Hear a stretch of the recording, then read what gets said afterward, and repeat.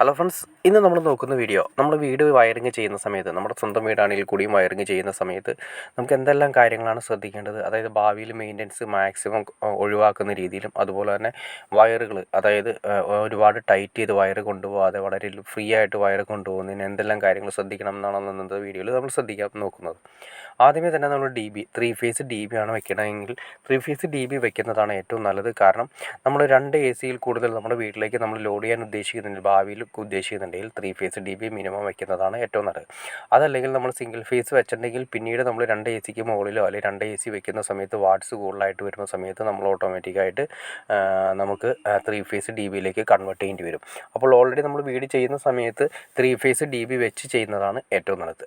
കാരണം നമുക്ക് single phase connection അതിലെടുക്കാം, പിന്നീട് ആവശ്യമുണ്ടെങ്കിൽ മാത്രം നമുക്ക് ത്രീ ഫേസ് കണക്ഷൻ എടുത്താൽ മതി.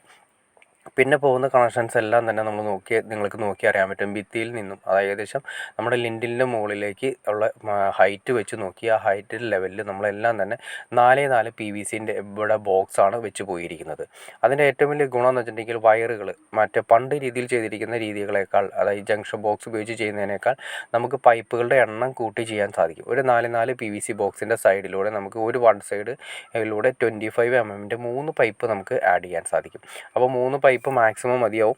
3 പൈപ്പ് വെച്ച് നമുക്ക് വീടിന് മൊത്തം സർക്യൂട്ട് നമുക്ക് കൊണ്ടുപോകുന്നതിന് സാധിക്കും. അതുപോലെ തന്നെ കിച്ചണിൻ്റെ ഏരിയകളിലേക്ക്, റൂമുകളുടെ സർക്യൂട്ടിലേക്ക്, ലിവിങ് ഏരിയകളിലേക്ക്, ഇതെല്ലാം തന്നെ പല പല സെക്ഷനിലേക്ക് നമുക്ക് സർക്യൂട്ട് കൊണ്ടുപോകുന്നതിന് ഏറ്റവും ഉത്തമം 4x4 PVC വെച്ച് ചെയ്യുന്നതാണ് ഏറ്റവും നല്ലത്. പിന്നീട് അത് മാത്രമല്ല, വയറുകൾ വളരെ ഫ്രീ ആയിട്ട് കൊണ്ടുപോകാൻ ഏറ്റവും നല്ലത് ഇത്രയധികം പൈപ്പ് അടിച്ച് ക്ലിയർ ചെയ്യുന്നതാണ് ഏറ്റവും നല്ലത്.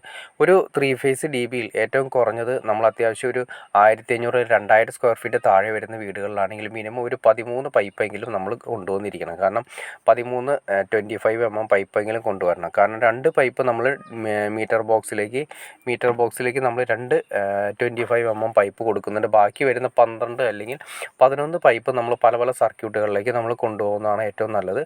അതിൻ്റെ ഏറ്റവും വലിയ ഗുണമെന്ന് വെച്ചാൽ ഇൻഡക്ഷൻ മുഖേനയുള്ള കറണ്ട് ഉണ്ടാവില്ല. അതായത് വയർ ഓവറായിട്ട് ടൈറ്റ് ചെയ്ത് വലിച്ചു കഴിഞ്ഞാൽ ഇൻഡക്ഷൻ വരും. അതായത് ഫേസ് വയറിൻ്റെ ഉള്ളിലൂടെ ഭയങ്കര ടൈറ്റ് ചെയ്ത് വയർ വലിച്ചു പോയി കഴിഞ്ഞാൽ ഫേസും കാര്യങ്ങളെല്ലാം ടൈറ്റ് ചെയ്ത് ഒറ്റ പൈപ്പിലൂടെ നമ്മൾ വലിച്ചു പോകുന്ന സമയത്ത് ഇൻഡക്ഷൻ കറണ്ട് എന്തായാലും ഉണ്ടാകും. ആ സ്വിച്ച് ഓഫ് ചെയ്ത് കിടന്നാലും ന്യൂട്രൽ അല്ലെങ്കിൽ ഫേസിൽ സ്വിച്ചിൻ്റെ ആ ലീഡുകളിൽ സപ്ലൈ ഉണ്ടാവും. സപ്ലൈ എന്ന് ഉദ്ദേശിച്ചാൽ ഒരു ഇൻഡിക്കേറ്റർ, അതായത് ഒരു ചെറിയ LED ആണ് നമ്മളിപ്പോൾ കൊടുക്കുന്നത്.